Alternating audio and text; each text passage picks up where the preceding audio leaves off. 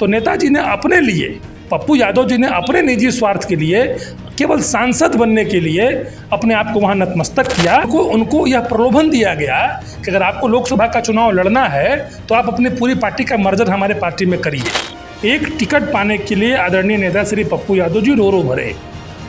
तो जब मैंने इस तमाम स्थिति को देखा और मुझे ऐसा महसूस हुआ कि जिस दल में पूरी पार्टी का विलय करने के बाद उसके राष्ट्रीय सुप्रीमो की ये दशा है, जहां वरिष्ठ नेता का ही सम्मान नहीं है, वहाँ हम जैसे कनिष्ठ नेता का सम्मान कहाँ से होगा।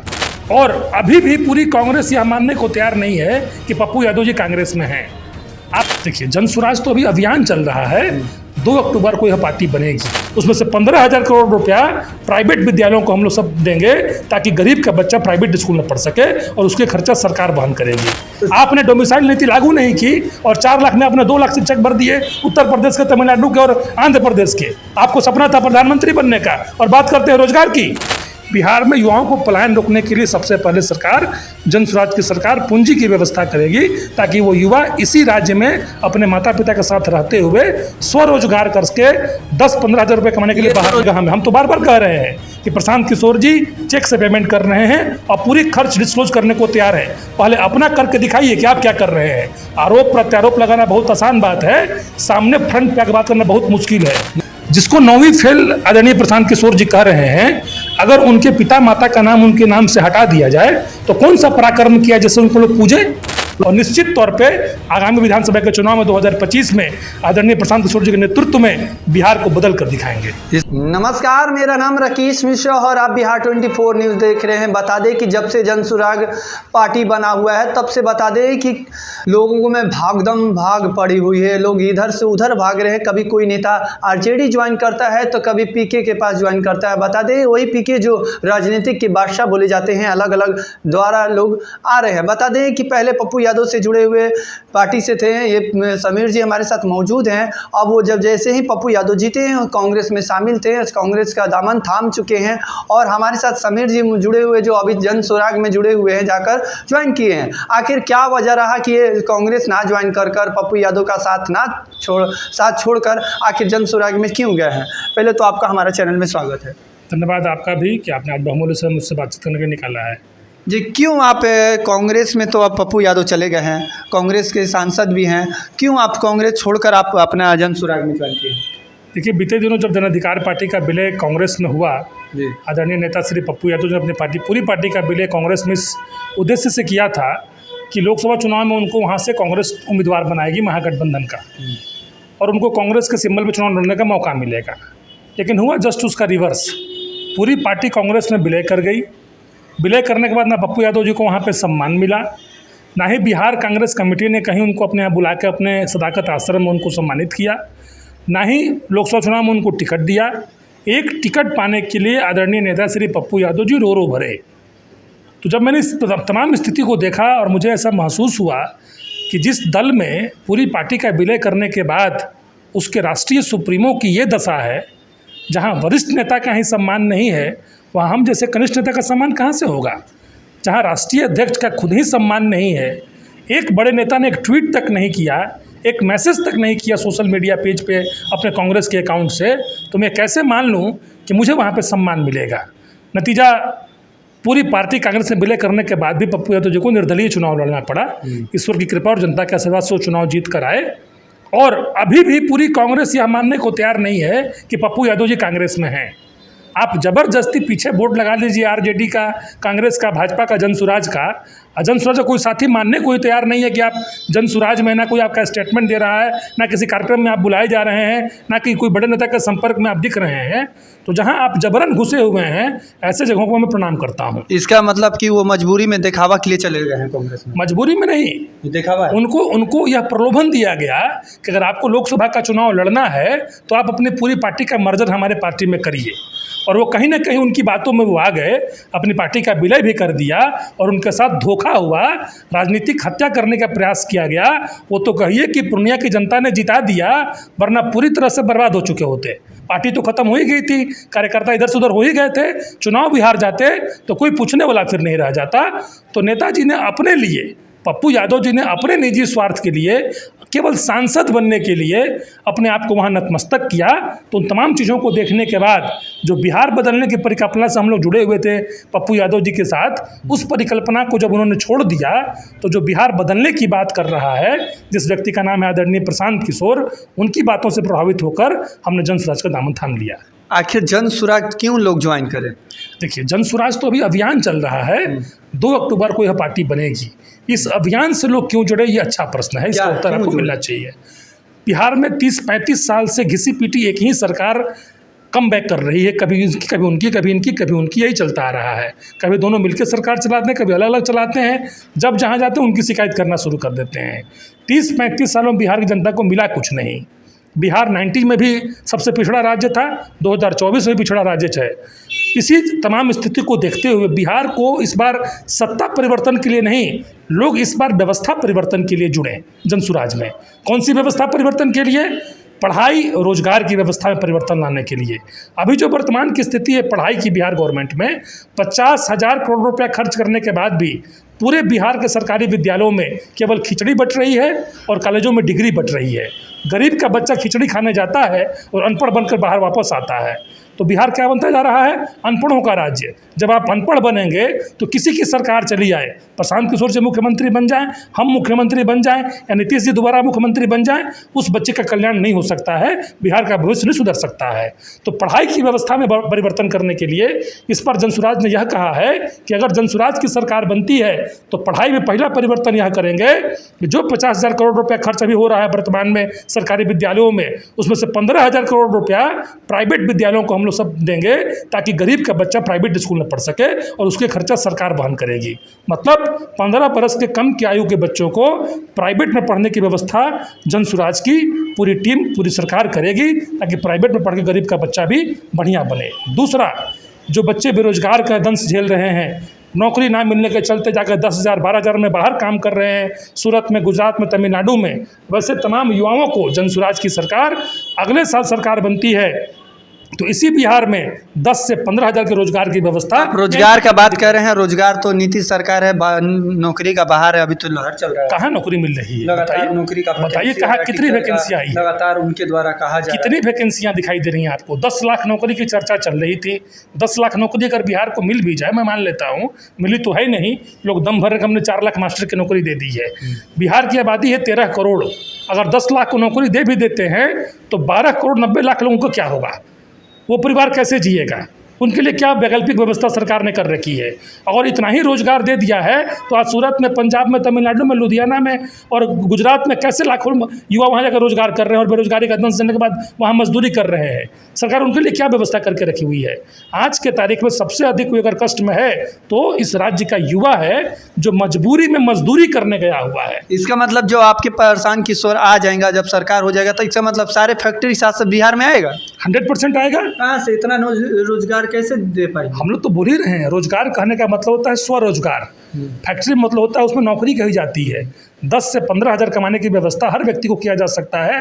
वो कैसे होगा? बिहार के निश्चित तो अधिक से अधिक युवा बाहर फैक्ट्री में ही काम करते हैं, आपको तो कुछ जानकारी। बिहार में पलायन दोनों तरह का से हो रहा है। बिहार में पलायन पूंजी का भी हो रहा है और बिहार में पलायन युवाओं का भी हो रहा है। पलायन तब रुकेगा जब युवा साथियों को पूंजी की व्यवस्था की जाएगी, जब सरकार उनको सस्ते दर पे लोन देगी, तब यहाँ पे वो वैकल्पिक व्यवस्था में अपना स्वरोजगार करके जीवन जी सकते हैं। आप एक गरीब परिवार के व्यक्ति को सोचिए, उसको अगर उसको बाल काटने अगर आता है तो अगर अपने एक नाई की दुकान यहाँ स्थापित कर देता है तो प्रत्येक महीने 10 से 12,000 रुपये वो कमा सकता है। जब उसको पूंजी नहीं मिलती है अपने एक दुकान खोलने के लिए तो मजबूरी में दिल्ली जाता है, गुजरात जाता है, किसी सैलून में काम करता है और एक रूम में 6 बच्चे रह के 10 से 15,000 रुपये कमाते हैं, उसमें अपना कष्टदायक ज़िंदगी जी रहे हैं।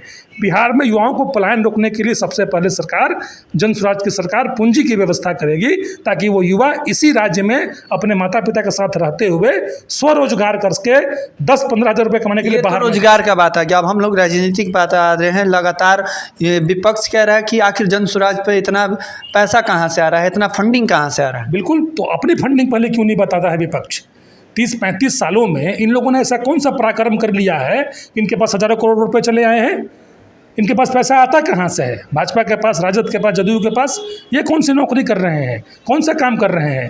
प्रशांत किशोर जी तो बार बार बोल रहे हैं कि अब तक जितना मैंने काम किया है यूनाइटेड नेशन से लेके भारत के 10 राज्यों में मुख्यमंत्री का चुनाव लड़ाने से लेकर प्रधानमंत्री का चुनाव लड़ाने तक जितना मैंने पैसा कमाया है वो पैसा मैं जनता के बीच में खर्च कर रहा हूँ और एकदम वाइट मनी खर्च कर रहा हूँ। एक मैं आपको इंटरव्यू की कटिंग भेज दूंगा जिसमें उन्होंने साफ शब्दों में कहा है कि अभी तक जितना मैंने खर्च जन स्वराज में किया है वो बाई चेक किया है।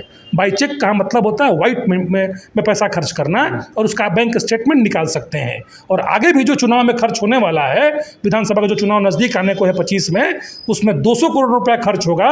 उसके भी बाकायदा पूरी प्रिंट आउट करके जनता को दिखाएंगे कि ये पैसा कहाँ से आया है। अगर इन विपक्ष के नेताओं में दम है तो अपना बताएं कि सोर्स कहाँ है आउटसोर्सिंग का, या पैसे कहाँ से आ रहे हैं और उसका आउटसोर्सिंग कैसे पता चल पाएगा हमें। हम तो बार बार कह रहे हैं कि प्रशांत किशोर जी चेक से पेमेंट कर रहे हैं और पूरी खर्च डिस्क्लोज करने को तैयार है। पहले अपना करके दिखाइए कि आप क्या कर रहे हैं। आरोप प्रत्यारोप लगाना बहुत आसान बात है, सामने फ्रंट पे आकर बात करना बहुत मुश्किल है। मतलब वो जान से दिखाने के लिए वो लोग कर रहे हैं। अगर उनको दम है विपक्ष के नेताओं को तो अपनी पूरी खर्च का ब्यौरा लेके बैठे कि हमारे पास इतना पैसा है, यहाँ से आया है और इससे हम लोग खर्च कर रहे हैं। प्रशांत किशोर जी तो लगातार बोल चुके हैं, मांग के देख लीजिए। प्रशांत किशोर एक और लगातार बयान देते हैं कि 9वीं फेल 10वीं फेल है, वो भी तो क्रिकेट में महान रहे। निश्चित तौर पे प्रशांत किशोर जी 9वीं फेल करने का मतलब किसी की बुद्धि का परीक्षण करने को लेकर नहीं। अभी आपने नाम लिया सचिन तेंदुलकर का। सचिन तेंदुलकर भले ना पढ़े लिखे हों, लेकिन कुछ नहीं, मैं उन्हीं की बात कर रहा हूँ। आपके माध्यम से जो सवाल मेरे पास आया है, सचिन तेंदुलकर भले ही कम पढ़े लिखे हैं लेकिन उन्होंने अपने पराक्रम से देश में अपना नाम पैदा किया है, देश में अपना नाम ऊंचा किया है, देश में क्रिकेट का उनको भगवान कहते हैं। जिसको 9वीं फेल आदरणीय प्रशांत किशोर जी कह रहे हैं, अगर उनके पिता माता का नाम उनके नाम से हटा दिया जाए तो कौन सा पराक्रम किया जैसे उनको लोग पूजे। उन्होंने कहा कि 17 महीना में जितना युवाओं को नौकरी दी उतना किसी ने नहीं दिया। 17 महीने में अकेले नौकरी दे दी है, कितना लाख नौकरी दे दी है। वो कहते हैं कि हम दे दिए, नीतीश कुमार जी कहते हैं कि हम नौकरी दे दिए, तो किसकी बात को माने। कितने लाख युवाओं को रोजगार मिला। मैं बोल तो रहा हूँ बिहार में वैकेंसी किससे क्या आ रही है, शिक्षक की और सिपाही की। शिक्षक और सिपाही की वैकेंसी से बिहार सुधर जाएगा? आप बताइए, क्या शिक्षक और सिपाही के वैकेंसी से बिहार सुधर जाएगा? एक बिहार की अच्छी लड़की अगर बढ़िया पढ़ लेती है, ग्रेटर नोएडा में जॉब करती है इंजीनियरिंग MBA करके, तो बिहार के शिक्षक और सिपाही से विवाह नहीं करना चाह रही है। बिहार बूढ़ों का राज्य बनता जा रहा है। यहाँ अमीर का बच्चा बाहर पढ़ने जा रहा है और गरीब का बच्चा बाहर मजदूरी करने और कमाने जा रहा है। तो बिहार में बचा क्या है? आपने डोमिसाइल नीति लागू नहीं की और 4 लाख में आपने 2 लाख शिक्षक भर दिए, उत्तर प्रदेश के, तमिलनाडु के और आंध्र प्रदेश के। आपको सपना था प्रधानमंत्री बनने का और बात करते हैं रोजगार की। अगर उनको दम है तो फ्रंट पे आके डिबेट करके देख ले कितना किसको रोजगार दिया है। उनको प्रिंट आउट के साथ पूरी ब्लूप्रिंट यहाँ तैयार है दिखाने के लिए। किसी नेता को अगर ताकत है महागठबंधन और गठबंधन में कहीं भी, तो प्रशांत किशोर जी से एक समय ले ले और एक ग्राउंड निर्धारित कर ले और वहाँ डिबेट कर ले। कितना रोजगार मिला है, कितना % मिला है, पूरी डाटा उनको देखने को मिलेगी। प्रशांत किशोर में आप अपना भविष्य क्या देखते हैं? प्रशांत किशोर जी में मैं अपना भविष्य इस हिसाब से देखता हूँ कि जिस व्यक्ति ने हजारों करोड़ रुपए कमाने के बाद यूनाइटेड नेशंस से लेकर, बिहार से लेकर, तमिलनाडु से लेकर, आंध्र प्रदेश से लेकर पूरे देश में चुनाव कराने के बाद, आर्थिक रूप से मजबूत होने के बाद, तमाम सुख सुविधाओं को छोड़ के अगर जनता के बीच में पदयात्रा करके बिहार को बदलने के लिए संघर्ष कर सकता है, तो मेरा कहना यही है कि जब वो व्यक्ति संघर्ष कर सकता है, उस संघर्ष से मैं पीछे कैसे हट जाऊंगा। एक छोटी सी लाइन कहना चाहता हूँ। एक गाँव में आग लगी हुई थी और पूरे लोग मिलकर गाँव की आग को बुझा रहे थे। तो जब उस आग को बुझते हुए एक चिड़िया ने देखा तो यह सोचा कि क्यों ना मैं भी उस आग को बुझाऊं। तो चोंच में पानी भर के लगी चिड़िया उस आग पर डालने, इसलिए डालने लगी कि जब उस गांव का इतिहास लिखा जाएगा तो उस चिड़िया का नाम आग लगाने वालों में नहीं, आग बुझाने वालों में लिखा जाएगा। तो मैं अपना भविष्य इस हिसाब से देखता हूं कि जब जब बिहार का इतिहास लिखा जाएगा तो मेरा भी नाम प्रशांत किशोर जी के साथ बिहार को बदलने में रत्ती मात्र भी अगर सहयोग कर रहा हूं ना, तो सहयोग करने वालों में लिखा जाएगा, ना कि पीछे बैठकर केवल बकैती करने वालों में लिखा जाएगा कि बिहार में ये हो नहीं सकता है, बिहार में वो हो नहीं सकता है, प्रयास हो नहीं सकता है। मेरा ऐसा मानना है, सफलता मिले ना मिले अलग बात है, हम कोशिश भी ना करें ये गलत बात है। जब एक महान शख्सियत, एक विद्वान व्यक्ति तमाम ऐशो आराम को छोड़कर गाँव-गाँव पदयात्रा कर सकता है, तो डेहरी की गली गली और गाँव तो मैं अकेले घूम ही सकता हूँ और मैं घूम भी रहा हूँ। और निश्चित तौर पर आगामी विधानसभा के चुनाव में 2025 में आदरणीय प्रशांत किशोर जी के नेतृत्व में बिहार को बदल कर दिखाएंगे। इसका मतलब 2025 के लिए आप लोग पूरा तैयारी कर चुके हैं? 100% पूरी तैयारी पिछले 2 साल से चालू ही है। लगातार पूरे विधानसभा में कार्यक्रम चल रहे हैं, 243 सीटों पर लड़ने की लगातार कवायद चल रही है, प्रत्येक दिन विधानसभा आज बैठक हो रही है, गांव-गांव जनसंवाद अभियान चल रहा है, संविधान सभा की बैठक चल रही है, कमेटियां बनती जा रही हैं, पूरी तैयारी जोरों पे है। 25 तो अभी 1 साल समय है। आगामी उपचुनाव में बिहार में जो 4 जगहों पर उपचुनाव होना है उसकी तैयारी हम लोग कंप्लीट कर चुके हैं और बहुत जल्द तमाम उम्मीदवारों की घोषणा होगी। और चारों जगह चूँकि इंतजार होना भी चाहिए। सासाराम रोहतास के लिए गर्व की बात है कि आदरणीय प्रशांत किशोर जी इसी मिट्टी के रहने वाले भी हैं। इसी सासाराम रोहतास में कुनार एक गांव है जहां उनका पैतृक निवास है, वहीं से वो पैदा लिए, वहीं पढ़े लिखे, पले बढ़े, फिर भविष्य में वहीं से पढ़ वहाँ के लोग भी बहुत आगे बढ़े। निश्चित तौर पे उन सभी को सब्र से इंतजार होना भी चाहिए, लाजमी भी है। तो मैं आपके माध्यम से उन सभी को बताना चाहता हूं कि आगामी 26 सितंबर को इसी महीने में आदरणीय प्रशांत किशोर जी का आगमन रोहतास की जमीन पे हो रहा है, जिसमें करहगर, सासाराम, डेहरी ऑन सोन, दिनारा कई जगहों पे कार्यक्रम आयोजित किए जाएंगे। लगातार उसमें तमाम लोग लगे हुए हैं और आगामी 26 तारीख को आप अपने बेटा, अपने घर के उस विद्वान व्यक्ति से मिल सकते हैं जो बिहार बदलने की परिकल्पना के साथ आपके आशीर्वाद से पदयात्रा करके लोगों को जगा रहा है। अभी आपने सुना कि किस तरह से इन्होंने कहा कि जन सुराग क्यों ज्वाइन करना चाहिए, क्योंकि एक बिहार बदलने की प्रक्रिया जो आज शुरुआत हो चुकी है। बिहार में अलग ही कुछ देखने को मिलेगा। जब से प्रशांत किशोर बिहार में एंट्री किए हैं, जब से इनका जन संवाद बात चल रहा है, लोगों के बीच जा रहे हैं, तब से हड़कंप मचा हुआ, अलग अलग नेताओं के अंदर हड़कंप मचा हुआ है और पार्टियों के अंदर भागदम भाग लगी हुई है। बाकी ऐसे तमाम खबरों के लिए जुड़े रहे बिहार 24 न्यूज़ से राकेश मिश्रा की रिपोर्ट। आप देख रहे हैं बिहार 24 न्यूज़।